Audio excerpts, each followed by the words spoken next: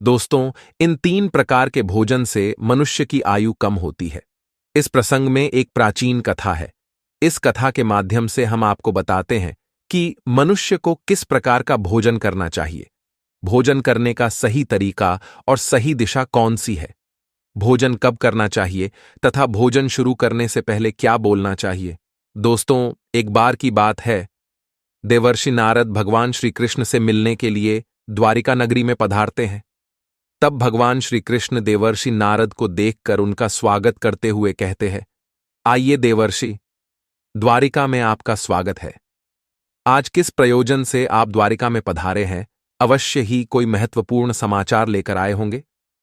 तब देवर्षि कहते हैं, हे प्रभु, आप सब कुछ जानते हुए भी पूछ रहे हैं। मैं आज आपके पास मेरी एक्स शंका का निवारण करने के लिए ही आया हूं। कृपया आप अपने इस भक्त की द्विधा को दूर कीजिए। तब श्री कृष्ण मुस्कुराते हुए कहते हैं, हे देवर्षि, मैं अवश्य जानता हूं कि आप किस कारण से दुखी हैं और आपके मन की द्विधा को भी मैं अवश्य जानता हूं। इसीलिए आपके मन में जो भी शंका है अथवा प्रश्न है, आप निसंकोच होकर पूछिए। मैं आपकी शंका का निवारण अवश्य करूंगा।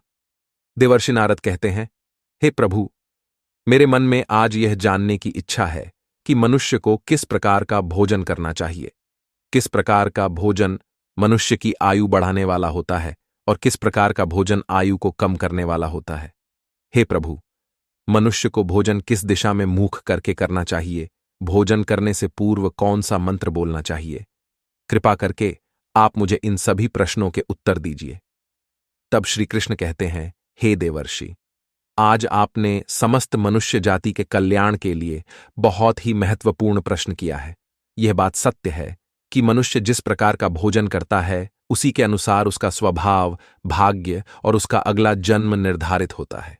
हे देवर्षि, इस विषय में एक प्राचीन इतिहास है जो मैं आपको सुनाता हूं। त्रेता युग में यह कथा महर्षि अगस्त्य ने भगवान श्री राम को सुनाई थी, इसीलिए इस कथा का महत्व बहुत अधिक है। इस प्राचीन कथा के माध्यम से आपको आपके सभी प्रश्नों के उत्तर मिल जाएंगे। इसीलिए आप इस कथा को ध्यान से पूरा अवश्य सुने और इसका प्रचार करें। जो भी इस कथा का श्रवण करता है, उसके समस्त पापों का नाश होता है और उसे सैकड़ों वर्षों तक दान करने का पुण्य मिलता है। देवर्षि कहते हैं, हे प्रभु, मैं इस कथा को अवश्य सुनना चाहता हूं। इस कथा को मैं ध्यानपूर्वक सुनूंगा और इसका प्रचार पृथ्वीलोक पर करूंगा। श्री कृष्ण कहते हैं, प्राचीन काल की बात है। उस समय एक बहुत बड़ा जंगल था। उस जंगल का आकार 100 योजन था, लेकिन उस जंगल में कोई भी पशु और पक्षी नहीं रहते थे। केवल वृक्ष और पेड़ पौधे ही थे। कोई भी पशु उस जंगल की तरफ नहीं जाता था, लेकिन उस जंगल के मध्य भाग में एक 4 कोस लंबी झील थी और केवल उसी झील में हंस, बदक तथा अन्य पशु पक्षी रहा करते थे। एक बार अगस्त्य मुनि उस झील के पास से गुजर रहे थे तो उन्हें एक बहुत ही अजीब चीज दिखाई दी। उस झील के पास एक बहुत बड़ा आश्रम था जो बहुत पुराना हो गया था, लेकिन फिर भी अत्यंत सुंदर और पवित्र दिखाई पड़ रहा था। उस आश्रम में कोई भी साधु तथा तपस्वी नहीं रहता था। वह आश्रम पूरी तरह से खाली था। अगस्त्य मुनि एक रात के लिए उस आश्रम में ठहर गए और सुबह उठकर वे उस झील के पास चले गए तो उन्हें रास्ते में एक मुर्दा अर्थात लाश पड़ी हुई दिखाई पड़ी, जो शरीर से अत्यंत बलवान और हृष्टपुष्ट था, जिसे देखकर मालूम होता था कि वह किसी तरुण पुरुष की लाश है। उस लाश को देखकर अगस्त्य मुनि सोचने लगे कि यह कौन है, इसकी मृत्यु कैसे हो गई तथा वह इस जंगल में आखिर कैसे आया होगा। उस मरे हुए आदमी के बारे में जानने की अगस्त्य मुनि को जिज्ञासा हुई। तभी अचानक आकाश में उन्हें एक दिव्य विमान दिखाई पड़ा और वह दिव्य विमान उस झील के समीप आकर रुक गया और उस विमान से एक दिव्य पुरुष उतरा और वह उस झील में नहाने के लिए चला गया। झील में नहाने के बाद वह बाहर आया और उस मुर्दे का मांस खाने लगा। उसने भर पेट उस मोटे ताजे मुर्दे का मांस खा लिया और फिर से विमान में बैठकर स्वर्ग की ओर जाने लगा। तभी अगस्त्य मुनि ने उस दिव्य पुरुष को आवाज लगाई, हे दिव्य पुरुष, तुम कौन हो? तुम देवताओं के समान दिखाई पड़ते हो, किंतु तुम्हारा भोजन बहुत घृणित है। तुम मुर्दे का मांस क्यों खा रहे हो? ऐसा भोजन भला कोई देवता कैसे कर सकता है? फिर उस स्वर्गवासी दिव्य पुरुष ने अगस्त्य मुनि की तरफ देखा और उन्हें हाथ जोड़कर प्रणाम करके कहने लगा, हे विप्रवर, आपको प्रणाम है। मैं आपको मेरी कहानी सुनाता हूं। पूर्व काल की बात है। विदर्भ देश में मेरे महायशस्वी पिता राज्य करते थे। वे वसुदेव के नाम से तीनों लोकों में प्रसिद्ध थे और परम धार्मिक व्यक्ति थे। उनकी दो पत्नियां थीं। उन दोनों पत्नियों से उन्हें एक एक करके दो पुत्र हुए। मैं उनका सबसे बड़ा बेटा था। लोग मुझे श्वेत के नाम से जानते थे और मेरे छोटे भाई का नाम सूरत था। पिताजी की मृत्यु के बाद मुझे विदर्भ देश का राजा बना दिया गया और मैं वहां सावधानी के साथ राज्य चलाने लगा। राज्य करते हुए मुझे कई हजार साल बीत गए। फिर एक दिन मुझे वैराग्य हुआ और मैंने राजपाट का त्याग करने का निर्णय लिया और मृत्यु पर्यंत तपस्या करने का निश्चय करके मैं जंगल में रहने के लिए चला गया। अपने राज्य को मैंने अपने छोटे भाई सूरत को सौंप दिया और उसे राजा बना दिया।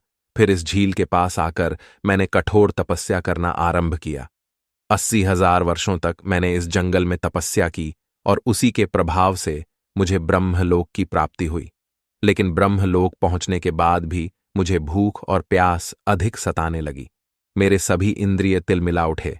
फिर मैंने ब्रह्मलोक के सर्वश्रेष्ठ देवता ब्रह्मा जी से पूछा, हे भगवान, मैंने तो सुना है कि ब्रह्मलोक में किसी भी प्राणी को भूख और प्यास नहीं लगती है। फिर मुझे भूख और प्यास क्यों लग रही है?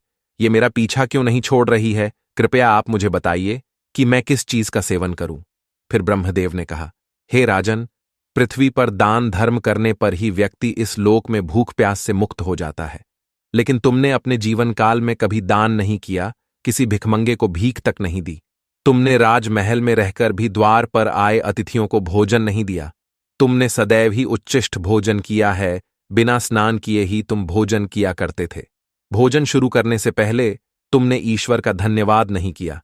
स्वादिष्ट भोजन को दूसरों को दिए बिना ही तुमने उसे ग्रहण कर लिए। इसी कारण से तुम्हें यह पाप लगा है। इसीलिए तुम्हें ब्रह्मलोक में भी भूख और प्यास का कष्ट उठाना पड़ रहा है।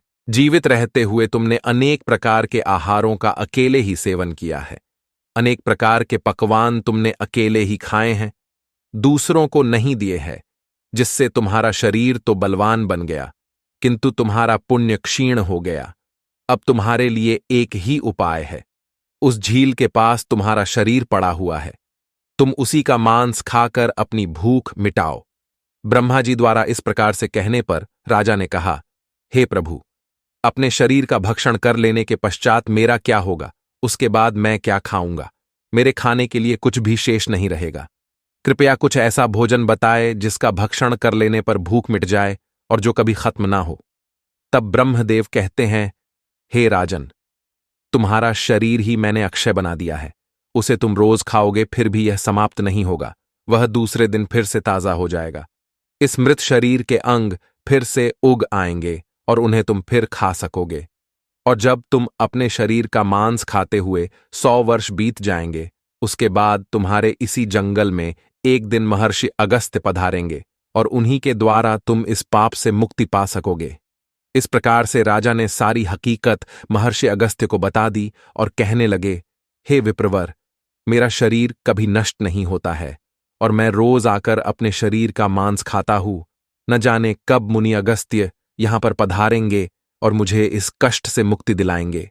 ऐसा सोचते हुए मुझे 100 वर्ष बीत चुके हैं और मैं आज भी उनकी राह देख रहा हूं। राजा श्वेत का इस प्रकार से कथन सुनकर महर्षि अगस्त्य बोले, अच्छा, तो तुम्हारे सौभाग्य से मैं यहां पर आया हूं। मैं ही मुनि अगस्त्य हूं, और बोलो मैं तुम्हारी किस प्रकार से सहायता कर सकता हूं। तब राजा अत्यंत प्रसन्न हुए और जमीन पर लेटकर महर्षि अगस्त्य के चरणों को वंदन करने लगे। राजा श्वेत बोले, हे मुनि, कृपया आप मुझे इस घृणित आहार से मुक्त कीजिए तथा जिस पाप के कारण मुझे ये प्राप्त हुआ है उस पाप से भी मुझे मुक्त कीजिए, जिससे मुझे अक्षय लोक की प्राप्ति हो सके। हे ऋषि, मैं आपको ये दिव्य आभूषण भेंट करता हूं। कृपया आप मुझ पर कृपा करें। राजा की दुख भरी बातें सुनकर मुनि को उन पर दया आ गई। जैसे ही राजा ने वह दिव्य आभूषण महर्षि अगस्त्य के हाथ पर रखा, उसी समय उनका मृत शरीर अदृश्य हो गया और वे उस पाप से मुक्त हो गए। और फिर महर्षि अगस्त्य से आज्ञा लेकर वे उस दिव्य विमान में बैठकर ब्रह्मलोक को चले गए। इस प्रकार से उस राजा श्वेत को दान न करने के पाप से मुक्ति मिली। भगवान श्री कृष्ण कहते हैं, हे देवर्षि, इस प्रकार से उच्चिष्ट भोजन करने के कारण ही विदर्भ देश के महाराज को ब्रह्मलोक में रहने पर भी तृप्ति नहीं मिली और उन्हें पृथ्वीलोक पर आकर स्वयं का ही मांस खाना पड़ा। हे देवर्षि, अब मैं तुम्हें भोजन के नियम बताता हूं, आप इसे ध्यान से सुनिए।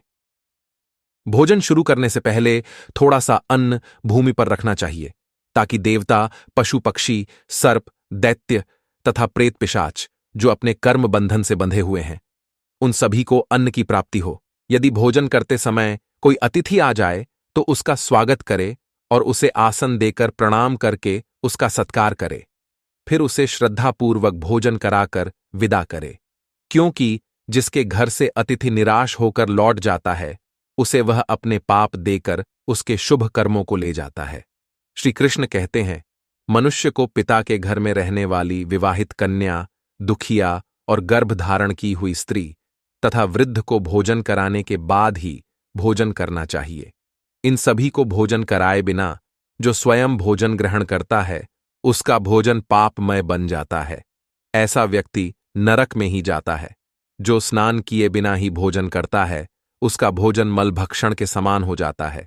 जो बालक एवं वृद्ध आदि के हिस्से का भोजन करता है उसका भोजन विष्ठा के समान हो जाता है, और जो बिना दान किए ही भोजन ग्रहण करता है उसका भोजन विष के समान बन जाता है। मनुष्य को कभी भी दुराचारी व्यक्ति द्वारा दिया गया अथवा दूसरों द्वारा अपमानित करके दिया गया भोजन कभी भी ग्रहण नहीं करना चाहिए। मनुष्य को चाहिए कि परोसे हुए भोजन का अग्रभाग अग्नि को देकर ही भोजन करना चाहिए। भोजन को एकाग्र चित्त होकर करना चाहिए। प्रथम मीठा, फिर लवण और खट्टा और अंत में कटु एवं तीखे पदार्थों का सेवन करे। प्रथम 3 निवाले मौन होकर ग्रहण करने चाहिए। ऐसा करने से व्यक्ति के सभी पाप कर्म तुरंत नष्ट हो जाते हैं और भगवान की कृपा से उसे जीवन भर कभी अन्न की कमी महसूस नहीं होगी। श्री कृष्ण कहते हैं, पूर्व दिशा में बैठकर भोजन करने से व्यक्ति रोगों से और मानसिक तनाव से मुक्त हो जाता है। बीमार बुजुर्गों को पूर्व की ओर मुख करके भोजन अवश्य करना चाहिए। इससे उनके स्वास्थ्य में सुधार होता है, क्योंकि पूर्व दिशा उगते हुए सूर्य की दिशा है और सूर्य देव बल, आरोग्य तथा दीर्घायु प्रदान करते हैं। विद्या की अभिलाषा रखने वाले मनुष्य को उत्तर दिशा की ओर मुख करके भोजन करना चाहिए। यह दिशा देवी सरस्वती की दिशा है। ध्यान रहे, दक्षिण दिशा की ओर मुख करके भोजन न करे, यह मृत्यु की दिशा होती है। इस दिशा में मुख करके भोजन करने से आयु कम होती है। टूटे फूटे बर्तनों में भोजन नहीं करना चाहिए, यह दुर्भाग्य को निमंत्रण देता है। भोजन हमेशा स्वच्छ थाली में ही करना चाहिए। गंदी थाली में भोजन करने से जीवन में दुर्भाग्य आता है। एकादशी के दिन तामसिक अन्न का सेवन न करे। जो मनुष्य एकादशी के दिन तामसिक अन्न अर्थात मांस का सेवन करता है, लक्ष्मी उसे छोड़कर चली जाती है। भोजन का अपव्यय करना अनर्थ माना गया है, इसीलिए थाली में जितना आवश्यक हो उतना ही भोजन ले। अगर कोई व्यक्ति साथ में भोजन कर रहा हो तो उसका भोजन समाप्त होने तक उठकर नहीं जाना चाहिए। इससे पितृदेव नाराज हो जाते हैं। भोजन के बाद थाली में हाथ धोना अनुचित माना गया है। थाली में हाथ धोने से अन्न का अपमान होता है। भोजन के बाद थाली में हाथ धोने वाले लोग नीच योनि में जन्म लेते हैं। सबसे महत्वपूर्ण बात ध्यान रहे कि व्यक्ति को बिस्तर पर बैठकर कतई भोजन नहीं करना चाहिए। ऐसा करने से व्यक्ति कई प्रकार के रोगों से ग्रसित हो सकता है। भोजन केवल जमीन पर आसन बिछाकर उस पर बैठकर ही करना चाहिए। भोजन करते समय दिशाओं का ध्यान रखना बहुत ही आवश्यक होता है। यदि गलत दिशा में बैठकर अथवा गलत दिशा में मुख करके भोजन करने से व्यक्ति को उसके अनिष्टकारक परिणाम प्राप्त होते हैं। भगवान श्री कृष्ण कहते हैं, जिस भोजन के ऊपर से कोई पैर रखकर चला गया हो अथवा कोई व्यक्ति भोजन को लांघ कर गया हो तो ऐसे भोजन को कभी खाना नहीं चाहिए। ऐसा भोजन अशुद्ध हो जाता है। ऐसे भोजन को पशुओं को खिला देना चाहिए। दूसरों के द्वारा लांघा गया भोजन खाने से मनुष्य की आयु कम हो जाती है और उसके शरीर में भिन्न भिन्न प्रकार के रोग उत्पन्न होते हैं। यदि भोजन में बाल निकल आता है तो ऐसा भोजन त्याज्य हो जाता है। यदि अन्न में बाल निकलता है तो उसे ईश्वर को कभी प्रसाद के रूप में नहीं चढ़ाना चाहिए और ना ही स्वयं खाना चाहिए। ऐसा भोजन प्रेतों को प्राप्त हो जाता है। श्री कृष्ण कहते हैं, मनुष्य को दूसरों के लिए परोसा हुआ भोजन भी नहीं खाना चाहिए। जो मनुष्य दूसरों का भोजन छीन के खाता है अथवा किसी को बिना दिए ही स्वयं उस अन्न का उपभोग करता है, उससे देवी अन्नपूर्णा रुष्ट हो जाती है। भोजन सभी में बांटकर खाना चाहिए। दूसरों के हिस्से का भोजन करने से मनुष्य के पुण्य कर्म नष्ट हो जाते हैं। पवित्र आसन पर बैठकर अपने पैरों को भूमि पर रखकर पूर्व की ओर सूर्याभिमुख होकर अन्न ग्रहण करना ही सर्वोत्तम माना गया है। पूर्वाभिमुख होकर भोजन करने से यश की प्राप्ति होती है और उत्तर की ओर मुख करके भोजन करने से सत्य की प्राप्ति होती है। दोनों हाथ, दोनों पैर तथा मुख को पानी से धोकर ही भोजन करना चाहिए। भोजन के पात्र को भूमि पर रखकर अन्न ग्रहण करना ही सर्वश्रेष्ठ माना गया है। शास्त्रों में इस प्रकार के भोजन को उपवास के समान बताया गया है। मनुष्य को क्रोध रहित होकर भोजन करना चाहिए। क्रोध की अवस्था में भोजन करने से भोजन का अपमान होता है और कई व्याधियां उत्पन्न होती है। यदि चित्त कहीं और हो तब भी भोजन नहीं करना चाहिए और गुस्से से भरे मन से भी भोजन करना अशुभ होता है। जो जूते पहनकर भोजन करता है, इस प्रकार के भोजन को आसुरी भोजन कहा गया है। ठीक मध्यरात्रि में, ठीक मध्याह्न होने पर भी भोजन करना अशुभ माना गया है। यदि पेट खराब हो तब भी भोजन नहीं करना चाहिए। गीले वस्त्र पहन करके भी भोजन करना अशुभ होता है। दूसरों के लिए परोसा गया भोजन भी कभी नहीं करना चाहिए। सोते हुए, खड़े होकर, टूटे फूटे पात्र में भूमि पर रखकर अथवा हाथ पर रखकर भोजन ग्रहण करने से दरिद्रता आती है। भोजन करते समय वेदों का उच्चारण नहीं करना चाहिए। शास्त्रों के अनुसार स्त्री को पति के भोजन के बाद ही भोजन कर लेना चाहिए। यदि पति घर से दूर हो तो पति को ध्यान करके भोजन ग्रहण करना चाहिए। इससे पति की आयु लंबी होती है और स्त्री सदा सुहागिन रहती है। पति से पहले भोजन करना शास्त्रों में शुभ माना नहीं गया है। इससे पति की आयु कम हो जाती है। इसके साथ ही विष्णु पुराण के अनुसार पति और पत्नी को एक साथ बैठकर भोजन नहीं करना चाहिए। ऐसा करने से दोनों में क्लेश और विवाद होता है। अंधकार में अथवा आकाश के नीचे बैठकर भोजन नहीं करना चाहिए। भोजन करते समय सिर पर छत अथवा वृक्ष की छाया अवश्य होनी चाहिए। केवल एक वस्त्र पहनकर भी भोजन करना अनुचित होता है अथवा नग्न अवस्था में भोजन ग्रहण करना अशुभ होता है। इससे जीवन में दुर्भाग्य आता है। सवारी पर बैठकर अर्थात किसी वाहन में बैठकर भी भोजन ग्रहण करना अनुचित होता है। साथ ही शैया पर बैठकर भोजन करने से व्यक्ति की आयु कम हो जाती है। हंसते हुए अथवा रोते हुए भोजन करना अनिष्टकारक होता है। इससे गले में अन्न फंसकर प्राण जाने का भी खतरा बना रहता है। तो दोस्तों, इस प्रकार से भगवान श्री कृष्ण ने देवर्षि नारद को भोजन करने का महत्व बताया है। आपको यह कथा कैसी लगी कमेंट करके अवश्य बताएं। जानकारी अच्छी लगी तो वीडियो को लाइक जरूर करें और कमेंट में जय श्री कृष्ण अवश्य लिखें। साथ ही चैनल को सब्सक्राइब करें। आप सभी का धन्यवाद।